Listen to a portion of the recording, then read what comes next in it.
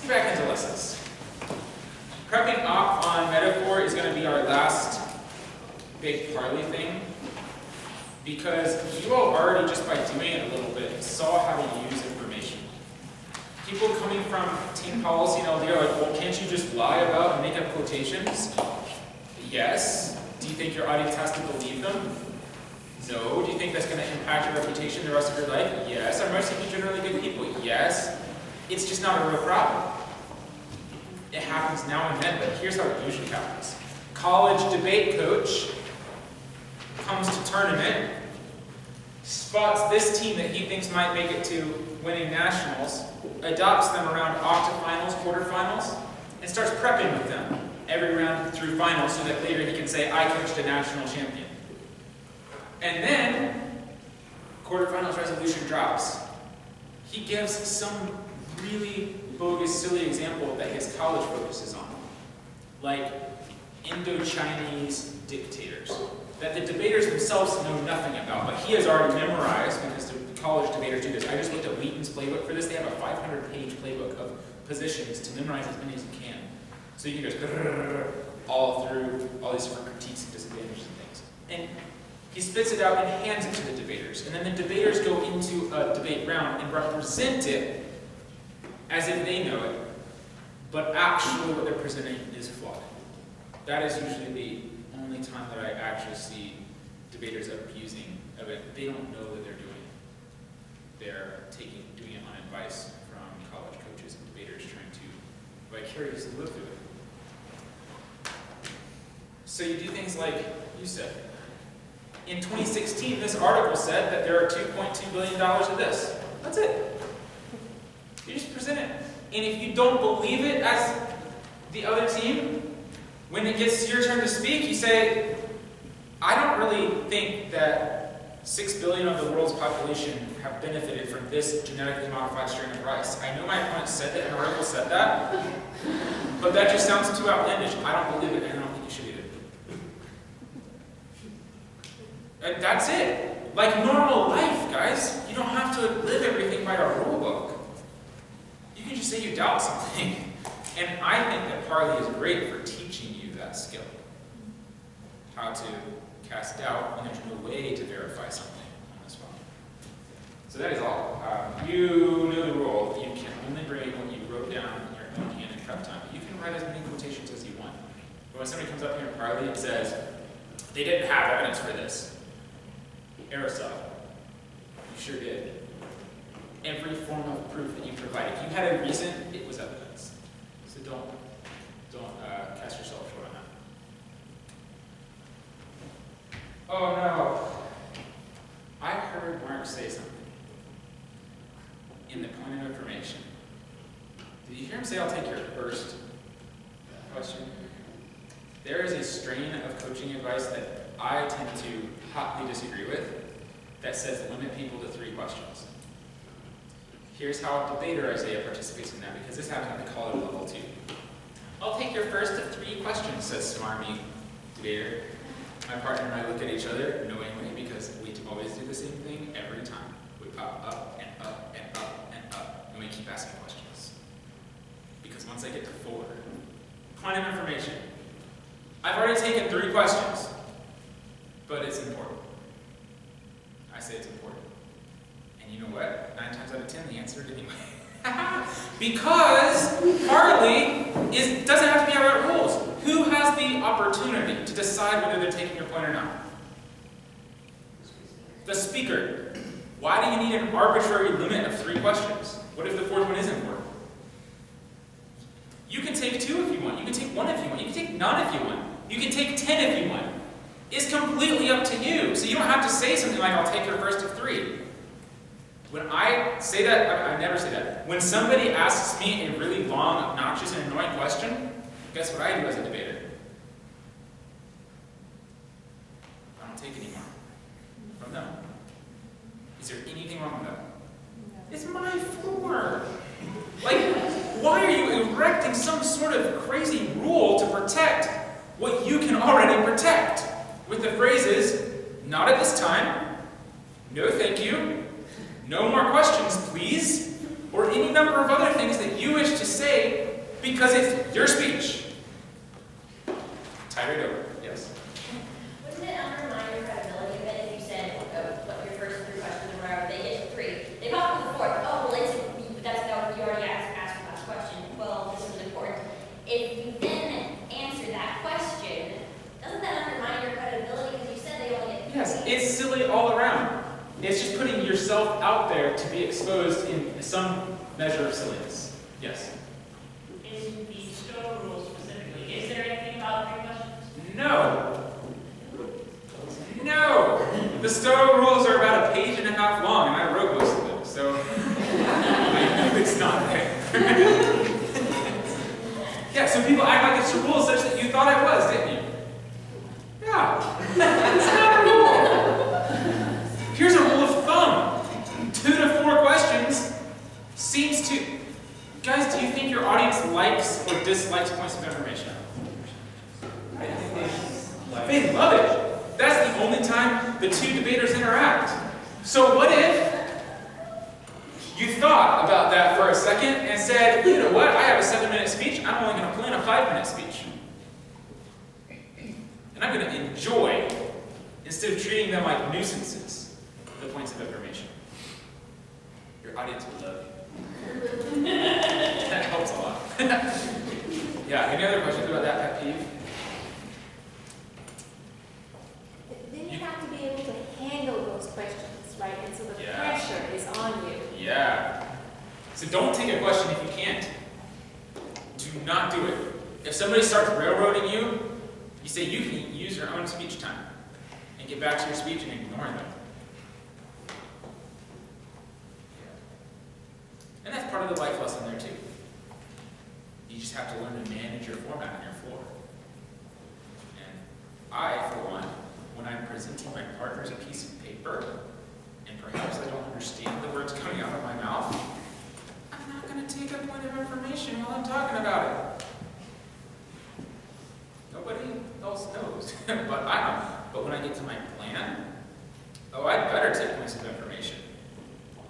I have seen so many debate rounds lost because someone did not take a point of information at the plan. Other team runs a disadvantage. Team comes back and says, that's not exactly what our plan does. This team comes back and says, well, you didn't take any points of information on your plan. You went through it really fast.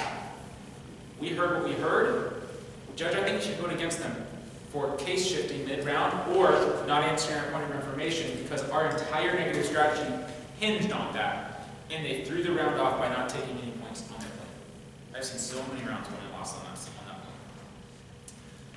So you have to actually think, is what I'm saying, instead of relying on our rule. It's like that. Has there been any, like in that circumstance, has there actually been any games lost because member says it instead of the lead person? Like if the member brings up new evidence in their perspective, has that influenced the round too? It may, but not really. So new support is not bad. But if you shift your plan, so if you said, I propose that we, abolish the, what was it? The particular ones. Borrowing international money. And then you are at a disadvantage. And I say, oh, wait. I only meant some borrowing in the middle speech. Because it's the plan, that would be considered abusive. But if it's any of the supports, it's not considered abusive. It's just what is the actual plan that you have. Because they deployed their disadvantages. Yep. But that's not a rule. People treat it like a rule. It's logical. You can defend and explain why, and you should. I'm going to give you a special assignment. How do you argue debate theory in a debate round? Very standard way to do it. You've probably heard of standards, violations, and impacts. I'm going to treat you something very different that accomplishes the same objective. Ideal, actual, impact. Somebody went over time by 2 minutes. Can you win a debate or not on that point? Yeah, you can. How would you structure your argument? Here's what I would say. Ideally, we all stick into the time limits because debate is a limited activity, and what you can't squeeze into your minutes, doesn't really count. What actually happened is my opponents went 2 minutes overtime.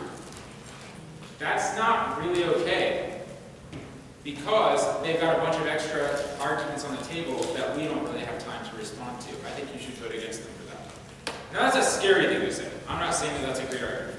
But that's how you articulate it. Now let's go back to this one. Case shifting. Ideally, someone would propose their plan in the first speech. What actually happened, they proposed one plan and then it got better as they heard our arguments. That's not really how it works. They basically amended their bill. And so all the arguments we gave in our first speech no longer apply. You can't avoid the debate by changing the debate. That's not right. It's not fair. That's the structure of it. But nobody likes hearing it the way I'm saying it because it feels like a debate legalese issue. What do you think we could do to enhance, spice it up a little bit?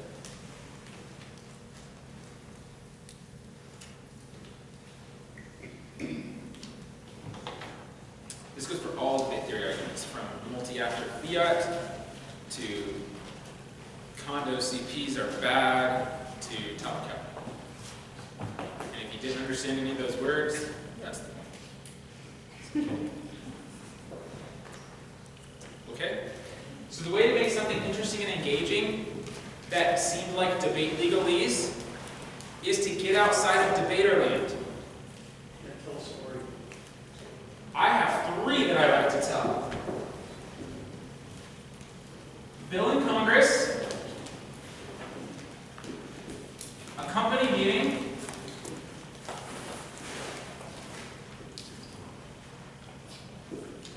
and a dinner table conversation.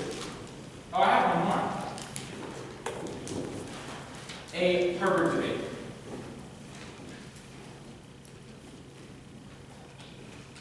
Now watch. Let's imagine that we all signed up to go to Harvard to watch a debate between 2 famous professors. And that debate was on this same topic of Article 1, Section 8 powers. And halfway through the debate, the first expert changed their position. The second expert would be probably pretty frustrated by that because everything that had been said up until that point would be a complete waste of time. And we would probably want our money back. Ask for your money back from the off team. In Congress, somebody proposed a bill, and then somebody else made a bunch of arguments against the bill. And so the people who proposed the bill said, we actually amend the bill. This bill is different now. Now, we're okay with that. That's normal congressional procedure. But they've changed the bill to be our point of view. That seems a whole lot like abandoning the initial bill. I think you should vote against the original bill. And there's probably even worse to it, so I think you should send it back to committee too, even if you like the idea of it. Send my opponent's case back to committee. One of my favorite things to say all the time. Do you see how this is working? So we play out the debate theory scenario in other formats. And if you can do that, you can probably justify the debate theory. So I made a rule for myself in high school when I was your age. I said, I will not express any debate theory that I cannot relate to a real life theory. And then I learned its corollary. So that was like just a self-imposed thing. All of a sudden, I was better at explaining debate theory arguments because I could relate it to real life. And it became very persuasive on that front. So I remember a clutch round for me at Nationals where the other team challenged our disadvantage. They said that disadvantage doesn't have a link, a break, and an impact. And I was from East Coast Self-Taught Debate Club, and this was a West Coast team. I had no idea what those words actually meant. I had sort of heard of them, but I didn't know them. So there I am across examination. What does link mean? What does break mean? I still don't understand. I still don't understand break. Break is like a threshold. Yeah, but what does that mean?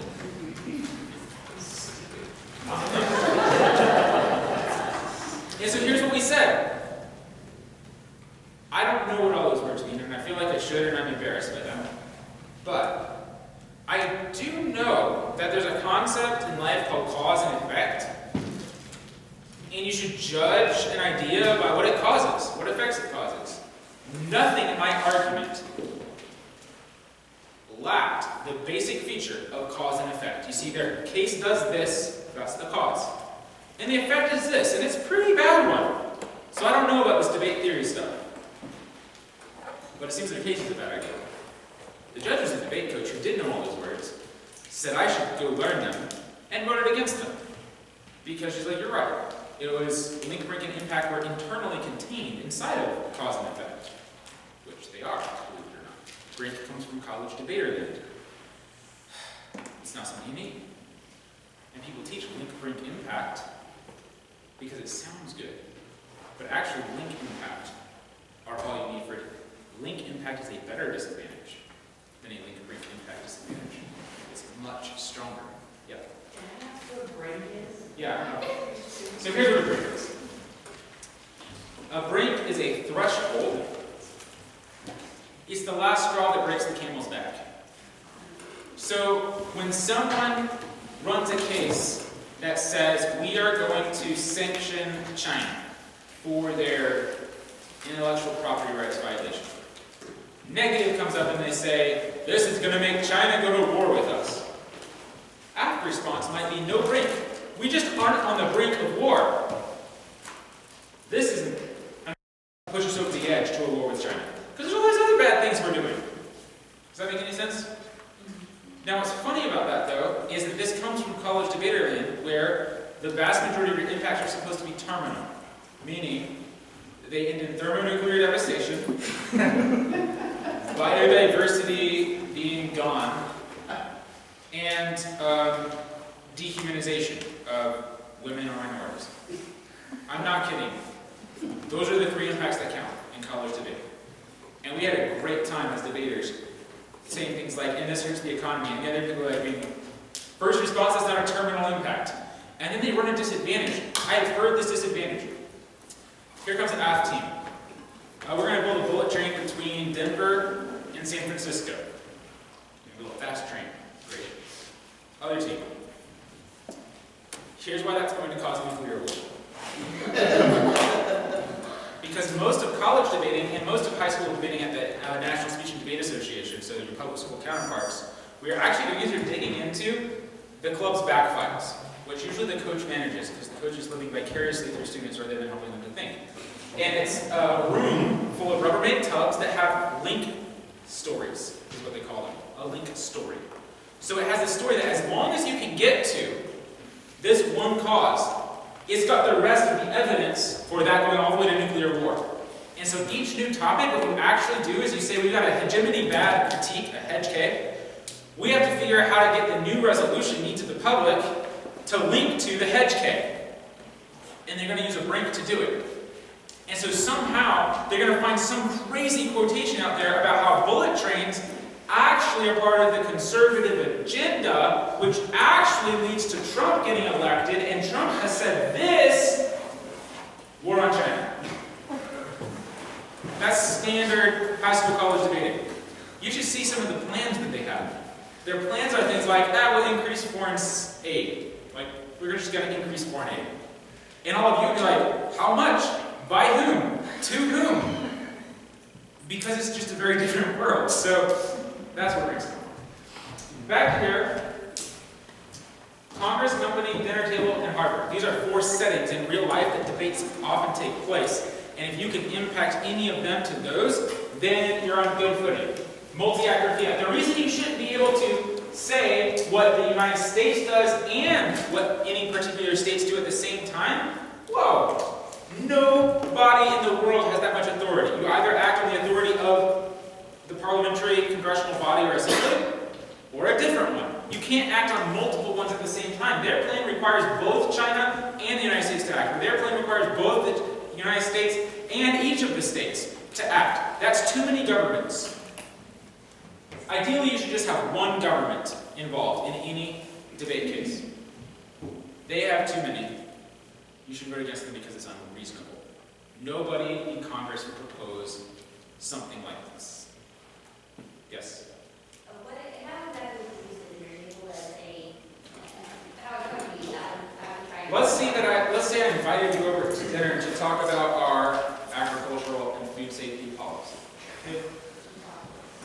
I don't know why you would do that, but we're nerdy though. So here you are coming over to talk about our agriculture and food safety policy. You'll walk in, and maybe it's one of those little things where we got like nice tea and food, we got 3 courses and an agenda. Maybe it's the speaking time. Probably not. But then I say, you won't believe what I read today. Did I read anything?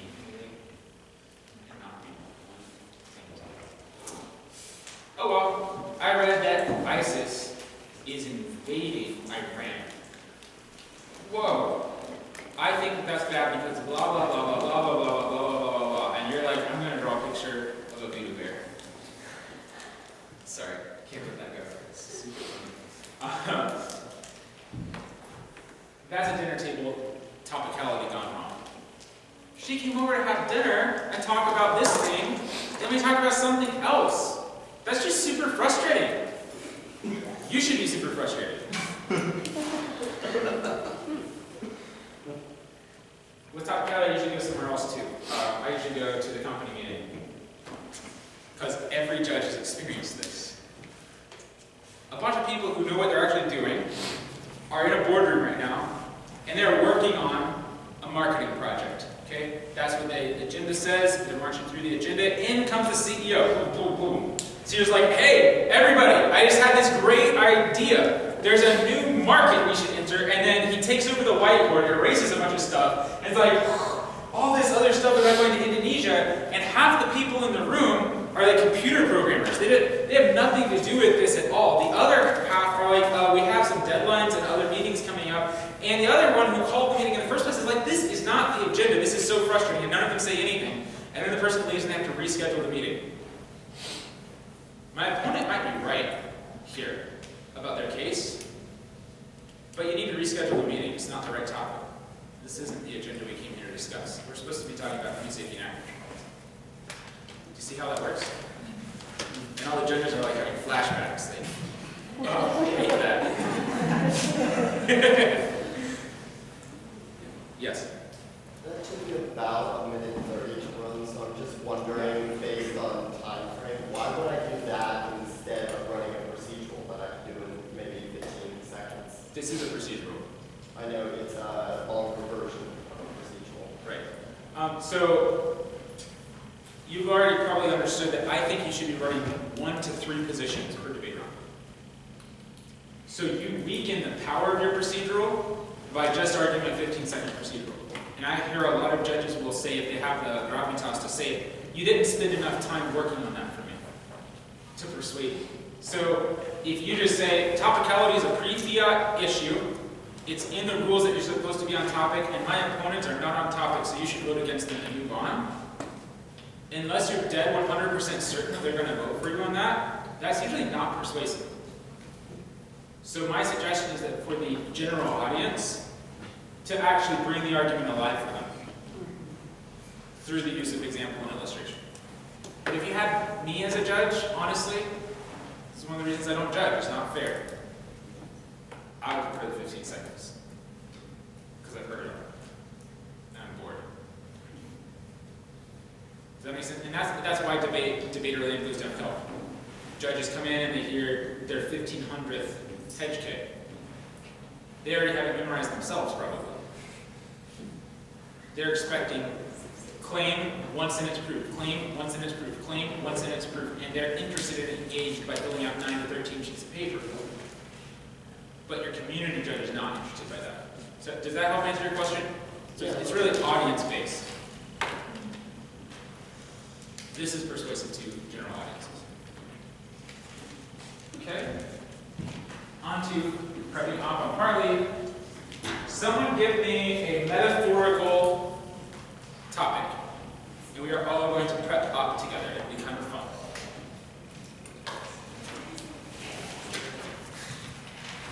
I need a metaphorical Harley motion.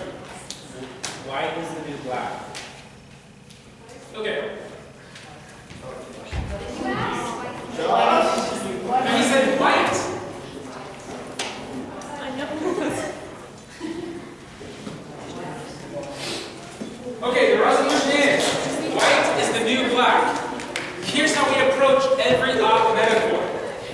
actually do what Mark saw earlier, which is you make a bunch of topicality arguments that lead to disadvantages.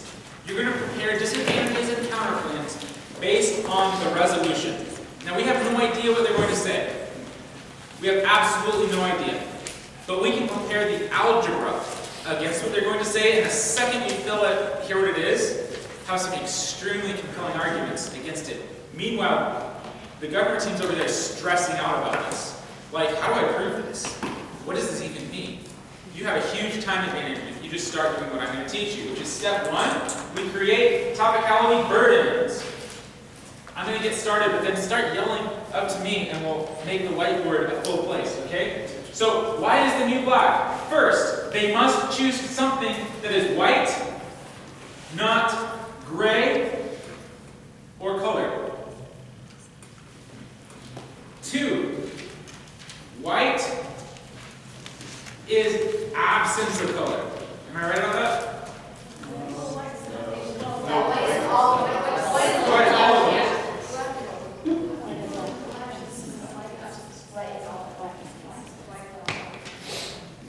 So what am I saying? They must go from all to nothing if they do a policy.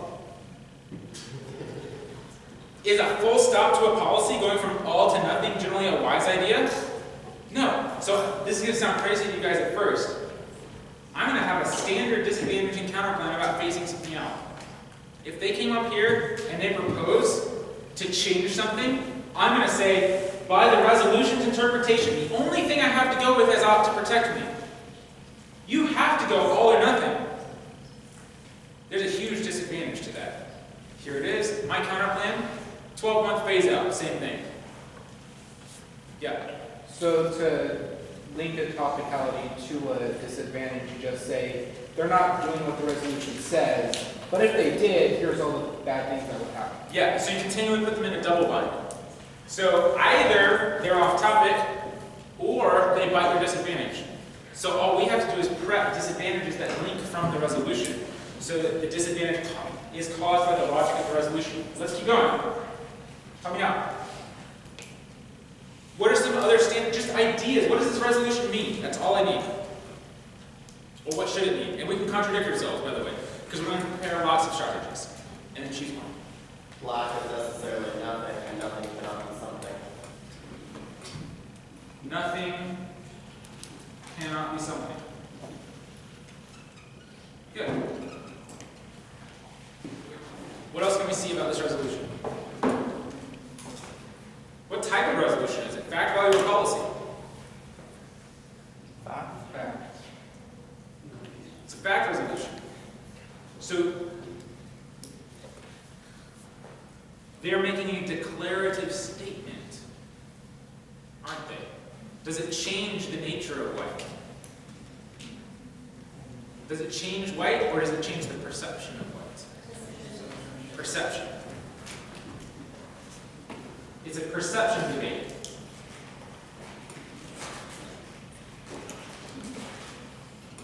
I see a counter value coming out called truth. You can't just declare things to be so. They must be as they really are. Like prepping 2 EAs, perception good, perception bad, right away. So if white is the new black, then what happens to black? Is black get eliminated and thrown out? Always put the burden on Gov. Gov must figure out what happens to black.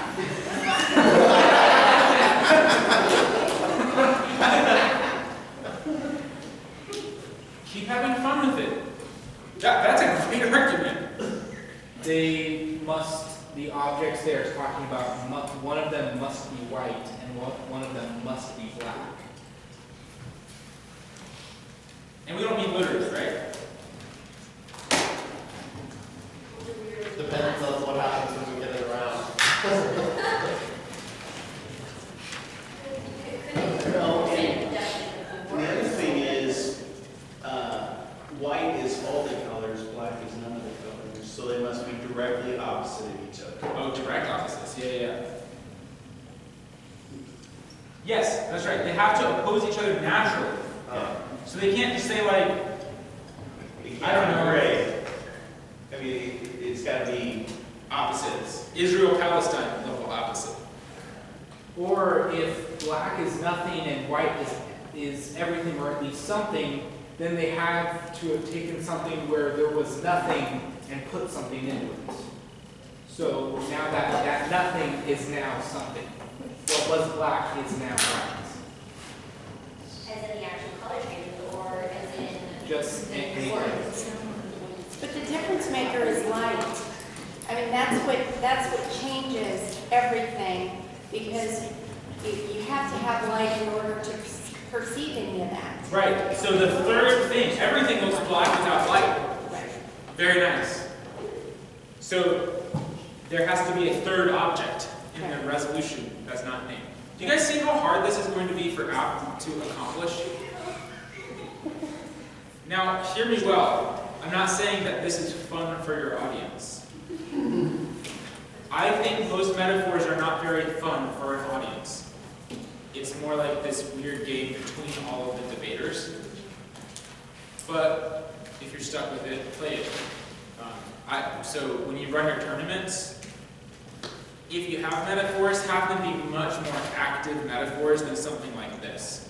You know, something like burn the boats or burn the bridges. You know, just a very active statement, as opposed to some like weird philosophical thing. And the debates tend to become much better. Yeah. Like bright line argument about the word new. It became new recently. It had to become new. When did it become new?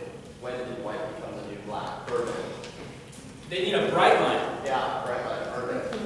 Good. Yeah. And then the other thing I was thinking is, what about scientific definition of black? Because the true scientific definition of black is black must absorb all light. Yes. Good. Put that in here. Absorption. Okay, and now I want you all to notice that there have been about 5 of us talking. We've bounced the same idea off of each other and got to a bunch of other places. Some of you probably would have started somewhere different if we hadn't begun talking. You would be thinking, why is the new black as a style discussion, right? Black is like what you can wear everywhere. Am I right? What is black? In style, what is black? Something is the new black. Girls, help me, please.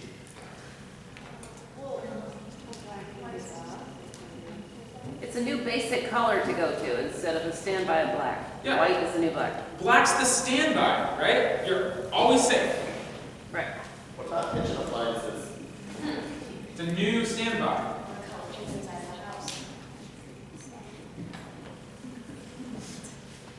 So we start to get creative. If it's song lyrics, we have some fun. I mean, but each of these now, remember how we talked about positions that you divvy up?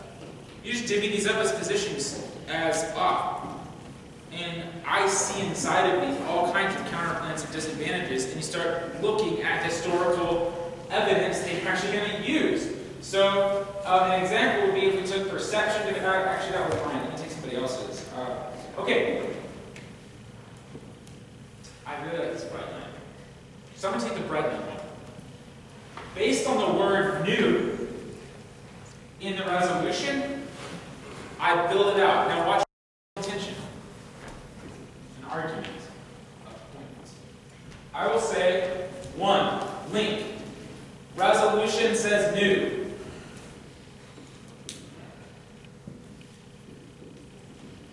So I'm reminding myself when I communicate to the judge why new has to be there. Preparing my argument. 2, placeholder is what Av said. Go said. I don't know yet. Building my equation. 3, white can't have been black before.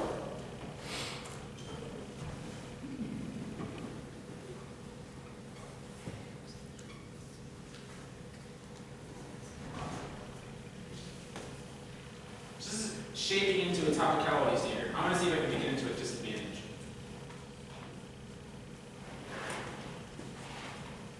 The disadvantage and counterpoint pair are allowing to become.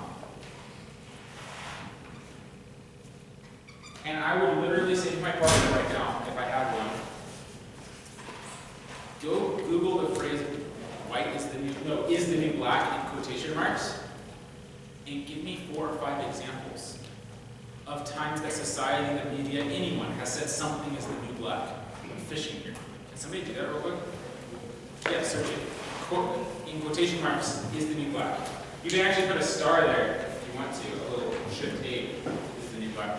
Yeah? Okay, the weird thing that I thought of, which I think I have seen in the media, it was a thing for a while, when people were doing a bunch of stuff, they were saying, and it was referring to skin colors, and they were saying, oh, we're prejudiced against for these things, now so white skin color is the new black. It's ridiculous, but that was the thing. Right. So they turned it into a political, racial thing.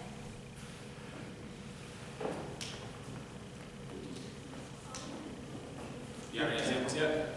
Yeah. I kind of like how Zara, a clothing brand, came out with a t-shirt that said white is the new black and got a lot of critics on it, talking how it's racially discriminatory. It's from 2014.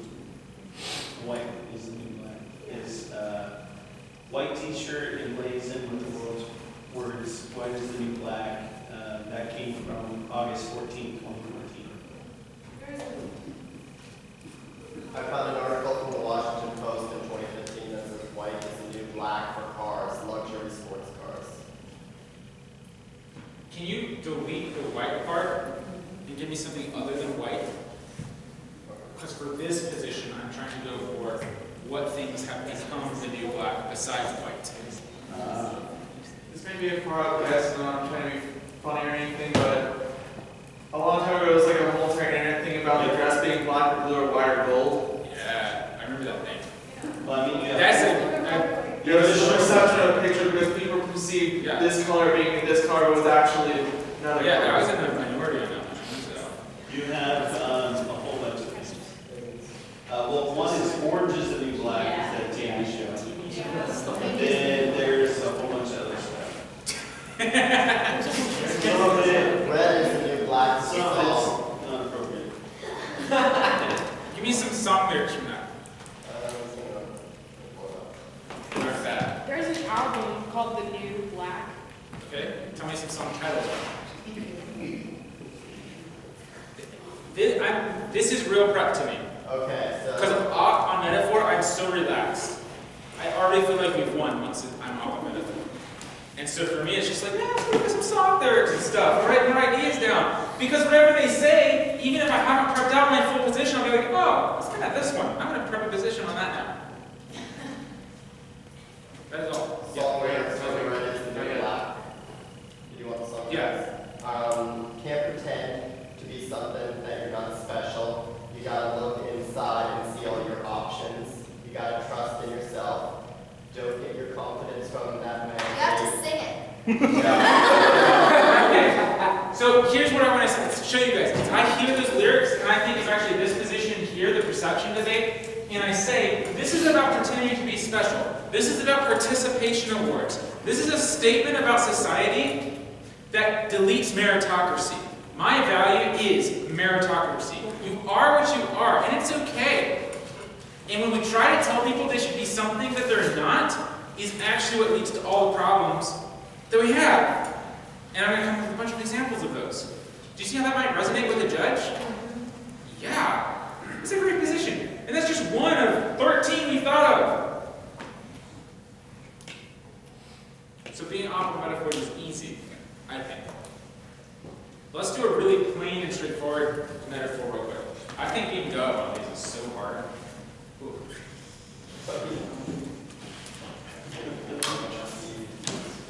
That is the new black is also called a snow cone.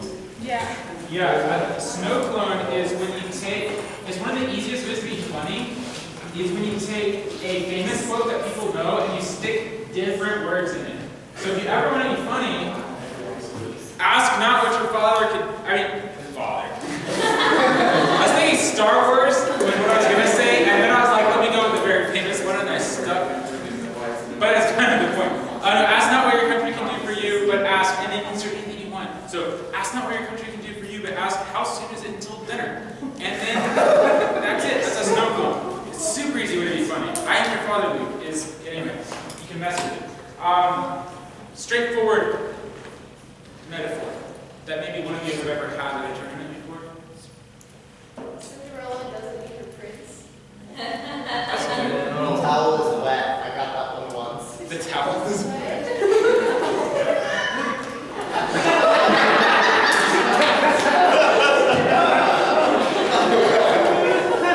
Oh, wow. So for me, this is like so bizarrely easy. One, I have to show that it's a towel, not another thing. And what number of other things could it be? Real quick, like, what are some other things that we could say it is instead of the towel?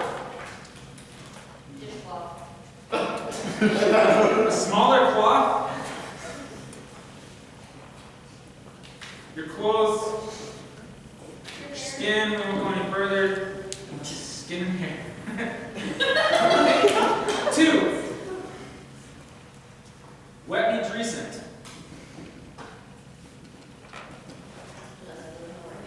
3. I just have to stick the Hitchhiker's Guide in here somehow.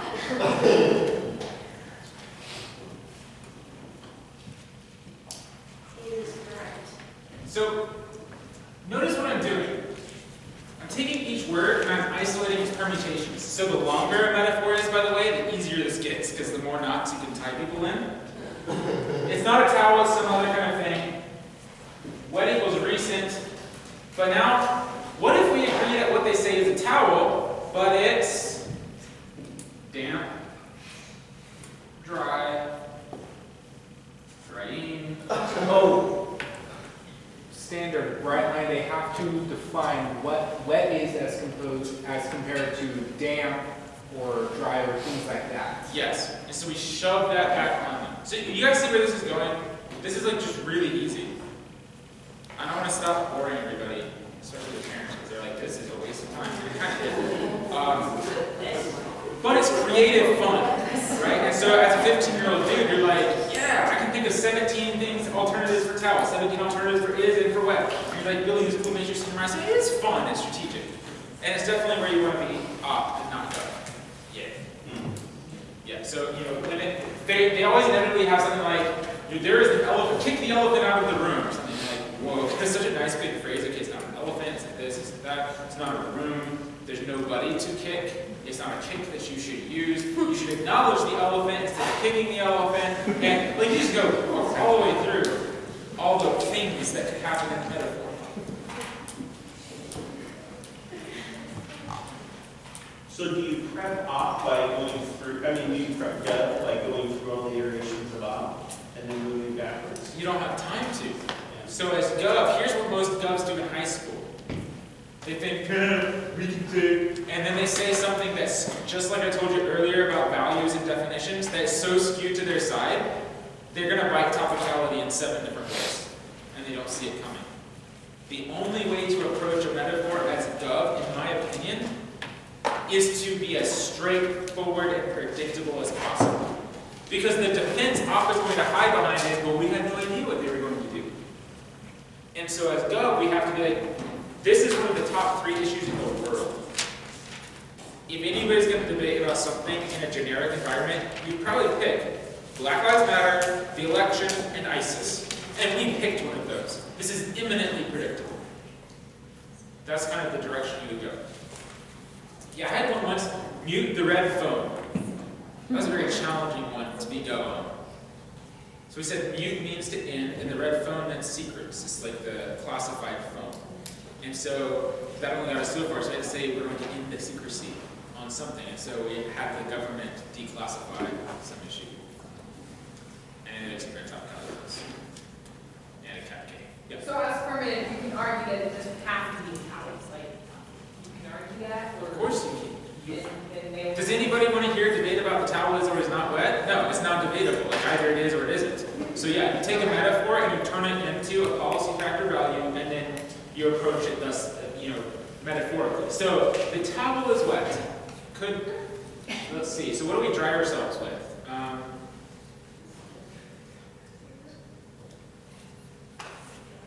So I'm thinking election sins. What if? I'm thinking getting out of the ocean. And I'm thinking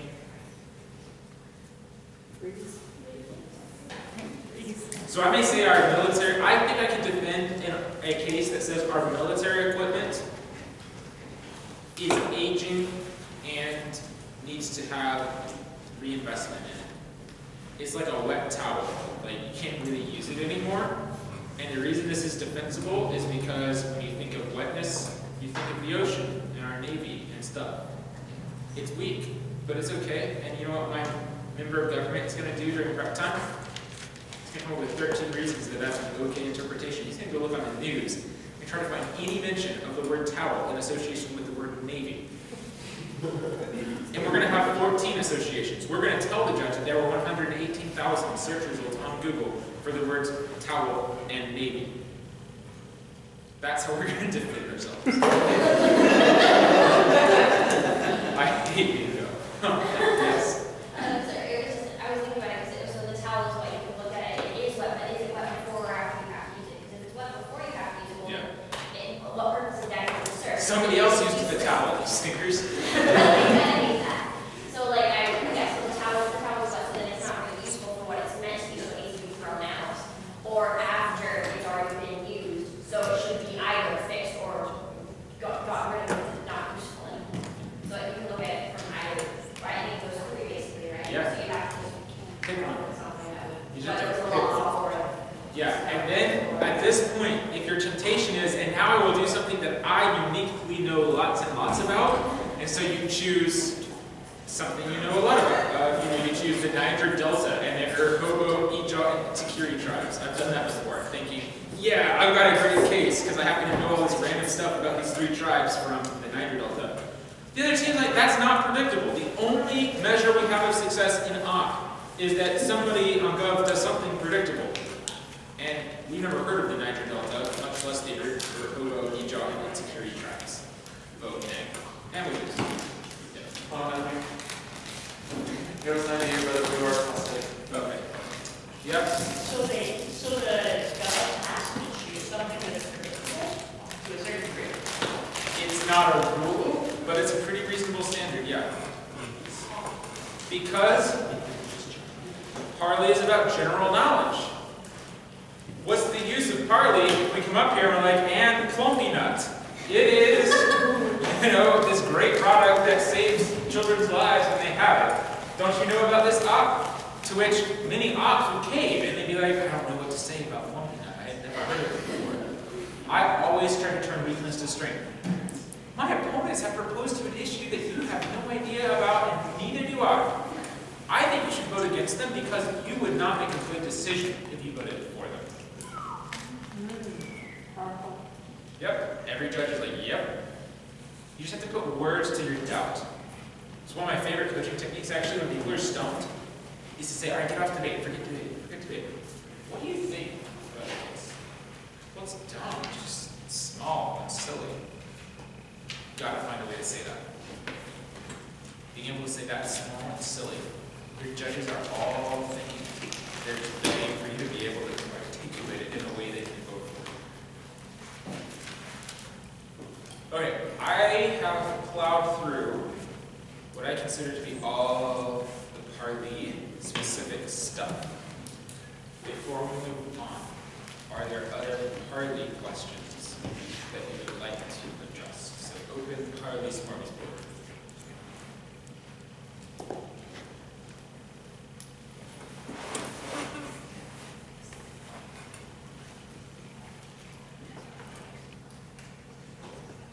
Cool. What time is it?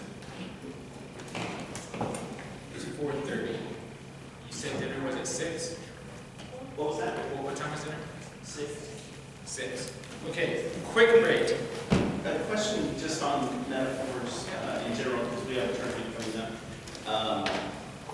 Since metaphors are so off-skewed, my feeling is we just don't do them. Is that legitimate? It is great. Okay. That is a great choice, because here's what's so annoying, is to invite a bunch of people to come judge debates, and then they'll have to hear about just dumb things. Because we're asking high schoolers to fairly interpret a ridiculous statement. So I am far more in favor of topics that are just United States should abolish this. The United States should return to the gold standard. Very straightforward. You want to do unidirectional and not bidirectional. Very straightforward. And also, big temptation. Don't use the phrase "this house" unless you absolutely have to. Because the high schoolers don't know what to do with it. They think that you have to define who this house is. But this house is actually the room. The assembly, this assembly. So I just, anything, if you were going to say, this house believes that the towel is wet, you strike it. The towel is wet.